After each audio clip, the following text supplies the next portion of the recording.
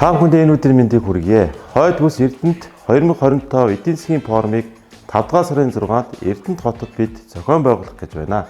Энэ форум эрдэнэчүүдийн хувьд цаашлаад Эрдэнэт хотод хөрөнгө оруулахаар зорж байгаа бизнес, үйлдвэрлэлийн үйлчилгээгээ Эрдэнэтийн зах зээлд нэвтрүүлэхээр төлөвлөж байгаа хэн бүхэнд чухал ач холбогдолтой үйл ажиллагаа болно. Учир нь Орхон аймаг Эрдэнэт хотын ирээдүйн хөгжлийн үзэл баримтлалыг форумын үеэр олон нийтэд танилцуулах юм а. Мөн ирэх жилүүдэд хэрэгжүүлэх төсөл хөтөлбөрүүдийг танилцуулж, хамтын ажиллагааны боломжуудыг өргөн хүрээтэй хэлцэнэ.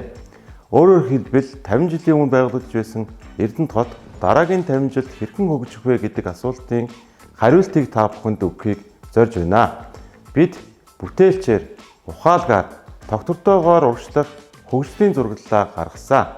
Эрүүл оюунлаг хот, ухаалаг хот, цэвэр агаартай хот гэсэн тулгуур 3 төслийн хүрээнд нийт 70 багц төслийг төрөх хувийн эчдийн түншлэлээр бид эхлүүлэх болно. Нийгмийн болон дэд үтсийн салбарын асуудлуудаа бүрэн шийдэж, амьдрах таатай орчныг бүрдүүлэхийн цаана Эрдэнэт хотын эдийн засгийг тэлэх, Эрдэнэт хотод бизнесийн таатай орчныг бүрдүүлэх бодлого бий.